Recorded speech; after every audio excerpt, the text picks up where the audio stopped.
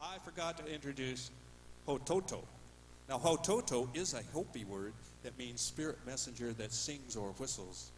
And as you can see, this medicine fiddle is painted with the markings of a warrior here on the top. The blue and the white dots is for protection.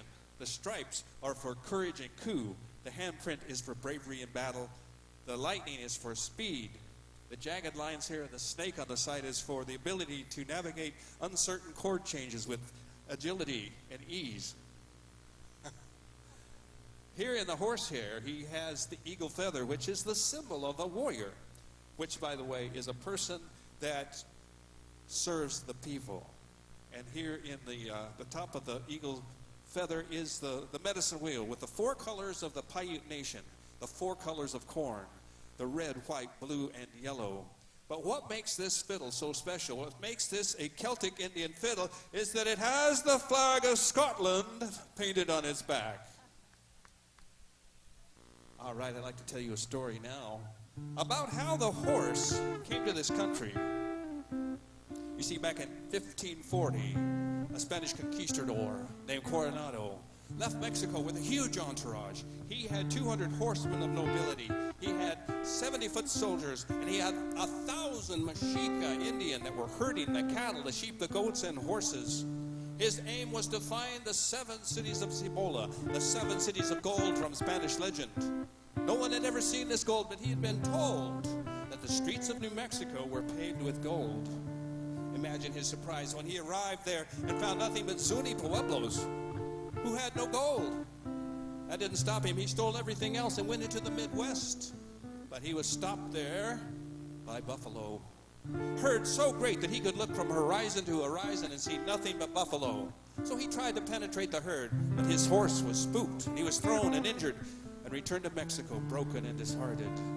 But he left his horses behind, and as they spread through the Midwest, the Lakota Indian would finally achieve the horse. Without a name for this animal, they would call it Tashonka, which means big dog, because we replaced the dog to pull their travois across the prairies of tall grass. But when they found out it could be a warrior, and they gave it the eagle feather, they would change its name once again to Tashonka, Wahan, the holy dog. Ride with me now. Feel the wind in your face and the power beneath you, because this is the medicine of the horse, the holy dog. Tashonka, Wahan.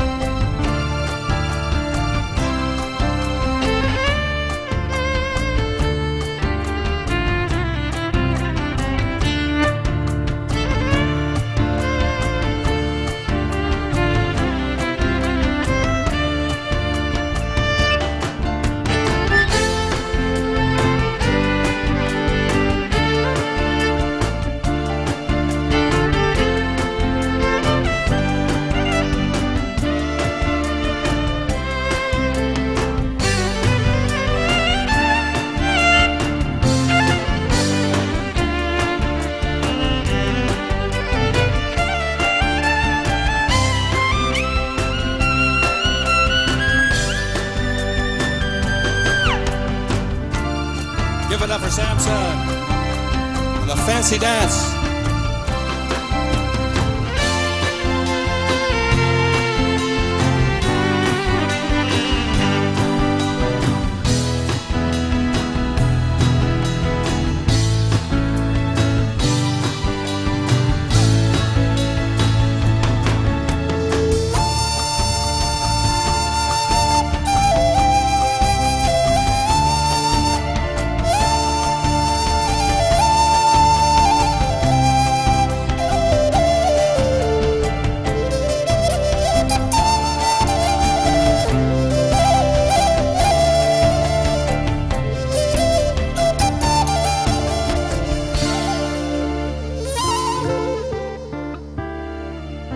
you, Samson.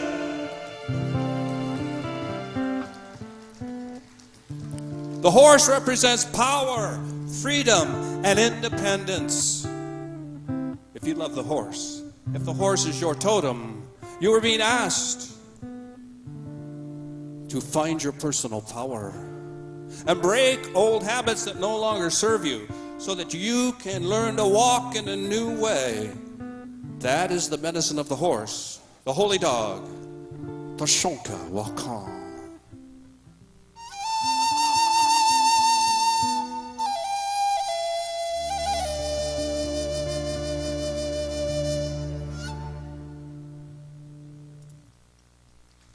Oh, thank you.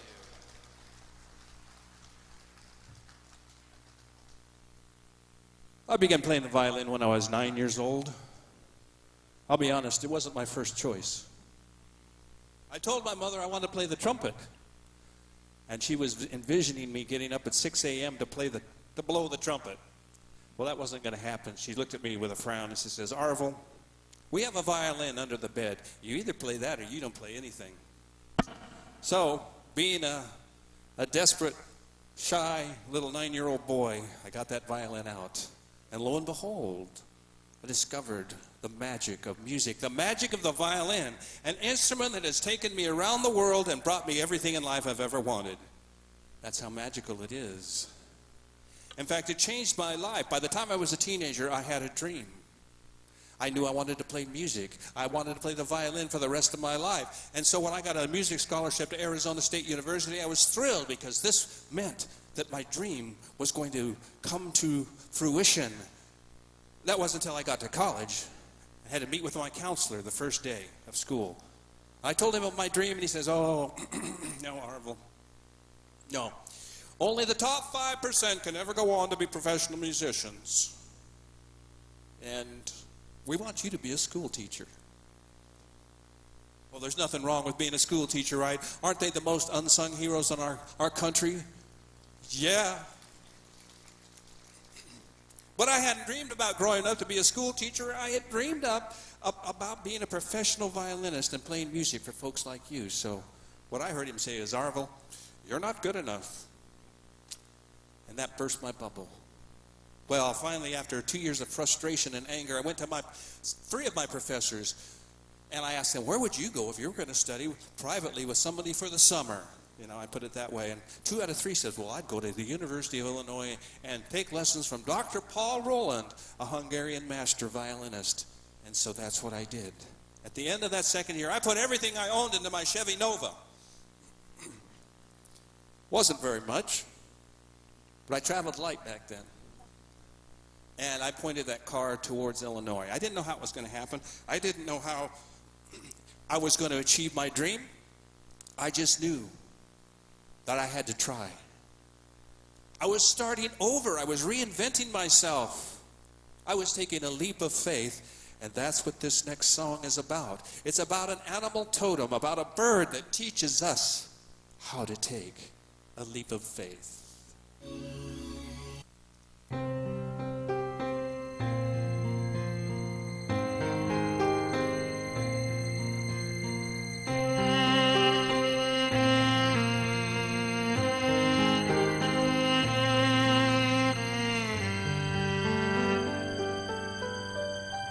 Talking about the red-tailed hawk, a bird that has come synonymous with healing and optimism, rebirth, farsightedness, and clear vision. Its ability to soar on the currents of air is teaching us that we can spread our wings. We can take that leap of faith, and the universe, the creator, the source, God will support us just like it does the red-tailed hawk. So don't be afraid to take that leap of faith. Let your heart soar.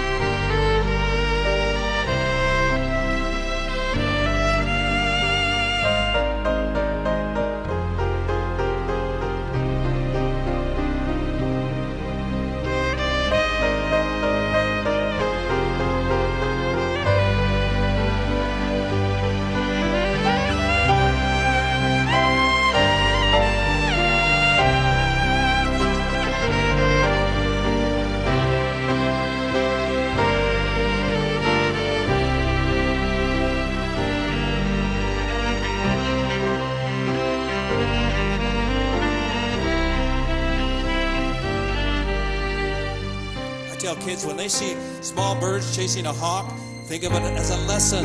They're teaching us that when other people say mean or hurtful things to us, like, you're not good enough, you can't do that, remember their words aren't true unless we believe them. So don't let people with small minds try to tear you down. Fly higher like the hawk.